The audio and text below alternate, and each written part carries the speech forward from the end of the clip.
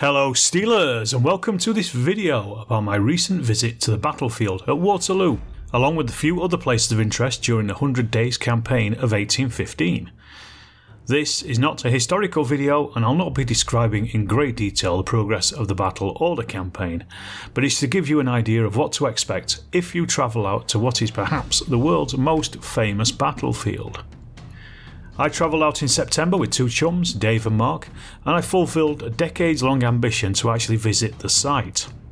I've been interested in Waterloo since I was a kid, and the 100 Days campaign battles were amongst some of my earliest wargames, having refought them all using my big collection of 1/72nd scale Esky figures as a teenager. And having been to Belgium plenty of times, I never actually visited the battlefield. The battlefield itself is only about a 2-hour drive from the Channel Tunnel in the south of Belgium, and is well served by the town of Waterloo, which is now part of the larger commuter belt of Brussels. And this is where we were based. First morning we went to visit the Wellington Museum. This farmhouse was Wellington's HQ, where he wrote the Waterloo Dispatch, and from where the battle's name arose. Amongst the displays is the Earl of Uxbridge's prosthetic leg and the burial place of his actual leg, which unfortunately was closed at the moment. The next place we visited was the famous Lion Mound. This was created in the 1820s to commemorate the spot where the Prince of Orange was hit with a musket ball during the battle. The mound stands at 43 metres high, and Victor Hugo wrote that Wellington complained about the mound altering his battlefield, although there is no evidence he ever actually said such a thing. From the top of the mound and under the Lion of Flanders statue, you get a good view across the battlefield from the Allied right flank across to the important farms of La Haye-Sainte and Hougoumont, and it gives you a good idea of the axis of the French advance throughout the 18th of June 1815. The spoil that was used to build the mound was taken from the actual ridge the Allied army stood on, so its construction has altered the landscape, whether Wellington ever said anything about it or not.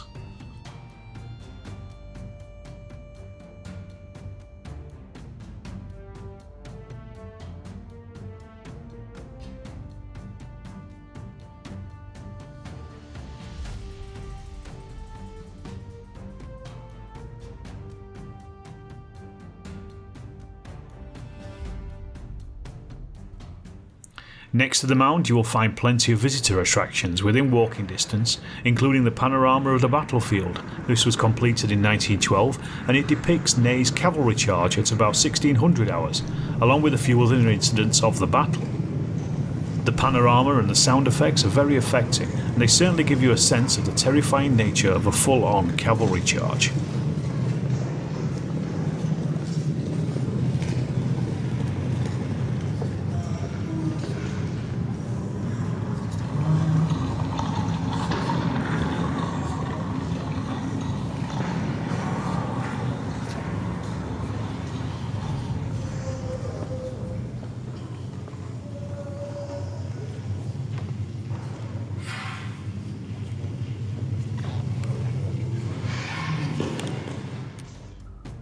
Dug into the ground and sympathetic to the surroundings is the new modern Waterloo Museum. This tells you the story of Napoleon's rise to power and the setting of the Waterloo campaign within this time and his ultimate defeat.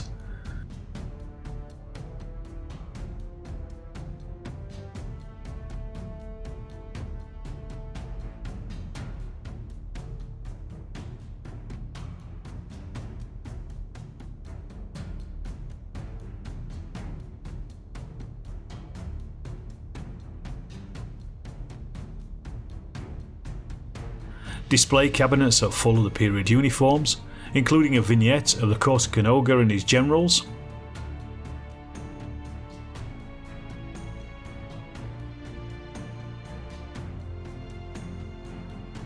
And at the entrance is an excellent 1/72nd scale diorama of the battle, which was very well done.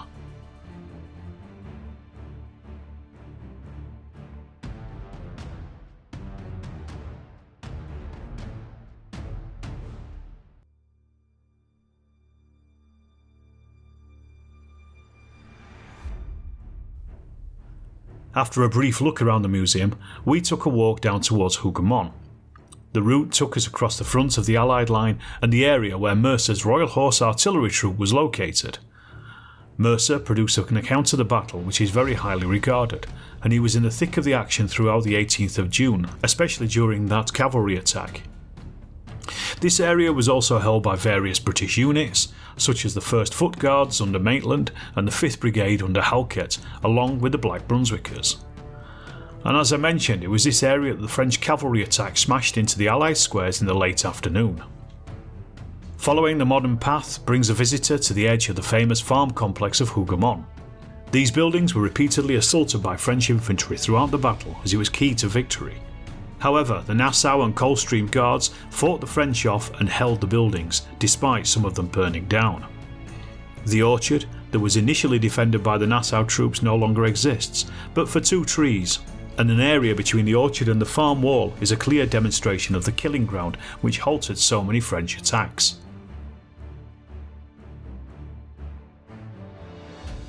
The north and the south gates of the complex were repeatedly attacked by French infantry, and despite their best efforts they failed to capture the farm. Inside the complex are the remains of the buildings that witnessed the desperate fighting, including the chapel and the barn. The chateau collapsed in the fire and has never been rebuilt. At one point, about 30 French infantry broke in through the north gate before the gates were closed behind them and all were killed apart from a single drummer boy. The memorial to the closing of the gates is an imposing monument, and this is just next to the spot where these incredible historic moments took place.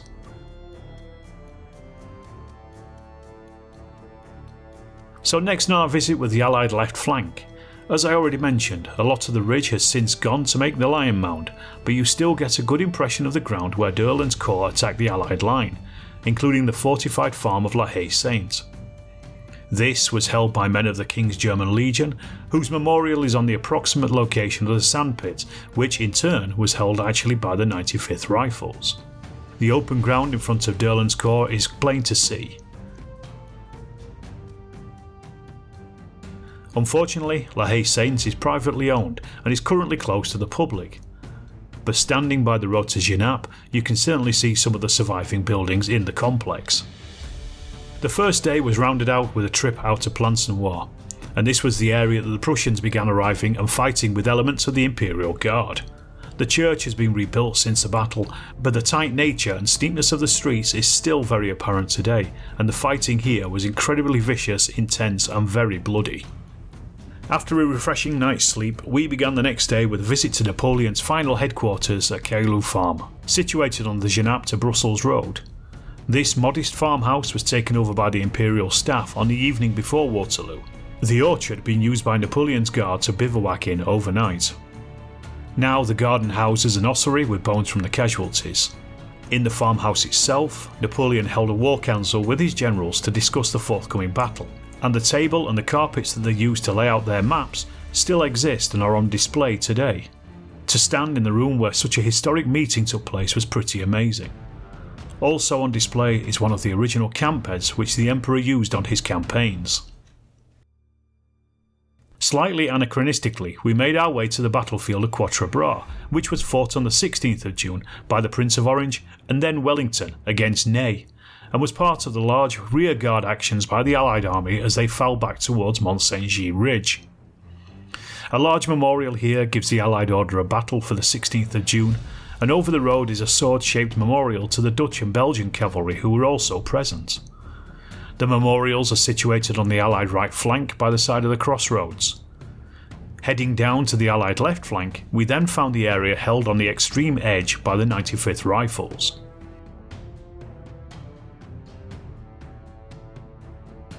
Just along the road is the Duke of Brunswick's memorial. He was killed during the battle leading his black uniformed soldiers. And from this point there is a good view across the battle looking south towards the French positions. It is clear that the folds in the ground would easily hide advancing soldiers and cavalry. Meanwhile, in Ligny at the same time, the Prussians were fighting the French.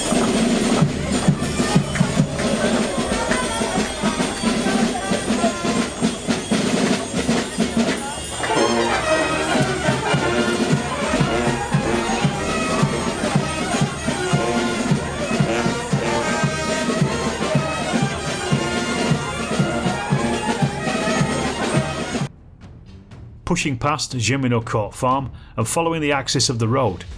Again, the lie of the land shows the ridges and the dips that would covered this advance. The vast majority of visitors to Waterloo will only go to the actual battlefield, and there's nothing wrong with that, but we decided to cast our nets a little wider and pushed on out to Ligny, the scene of Napoleon's final victory. This was against the Prussians. In the village is the small but perfectly formed museum, which covers both the battles of Ligny and Quatre Bras, along with the history of the village itself. Also, a note to thrifty travellers, the prices here are a little cheaper than at the museum in Waterloo. Display cases are full of uniforms and items recovered from the fields around, along with a few miniature dioramas and a full-size cannon and ambulance outside.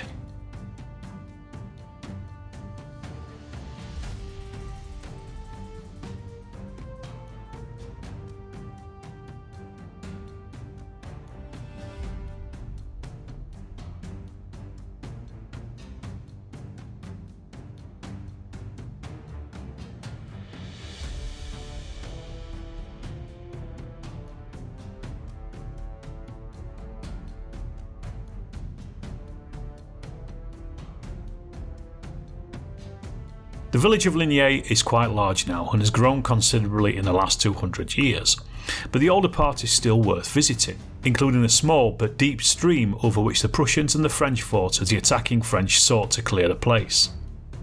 You'll also find Ferme den Hout, into which the soldiers of the Imperial Guard attacked.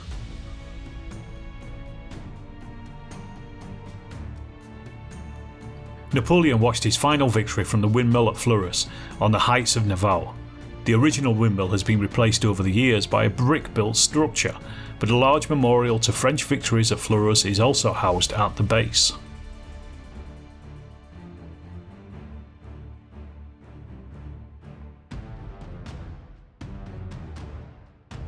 Before the village of Ligny was attacked, the small salient around the village of Saint-Amand had to be cleared, and we spent some time in this small village, taking in the lay of the land where the French attack began. The Prussian defenders barricaded the streets, but to no avail as the French infantry pushed them out of the village despite the steep roads up to the centre.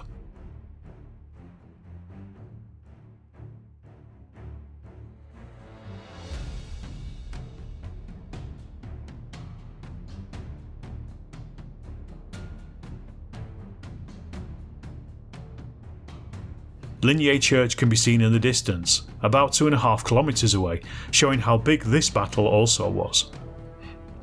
Then, as soon as it is all started, it was over, and we were on the Channel Tunnel back to Britain, via a coffee stop in Ypres. It was a terrific few days, and we were absolutely blessed by the weather and didn't see a drop of rain until we were heading home and had covered most of the major actions of the 100 Days campaign. We missed out Wavre, simply because the battlefield is now pretty much a suburb, but the other 3 battlefields are very worth visiting, as not a huge amount has changed, and you get a real sense of the difficulties faced by the commanders and how Napoleonic battles would have proceeded. Walking the ground of a battlefield is the best way to understand the actions of those thousands of brave men 200 years ago, and it really brings history to life. Well, thanks for watching. I hope you enjoyed this video. If you have, please do consider subscribing, and also leave a comment and a like, and I'll see you in the next Storm of Steel video.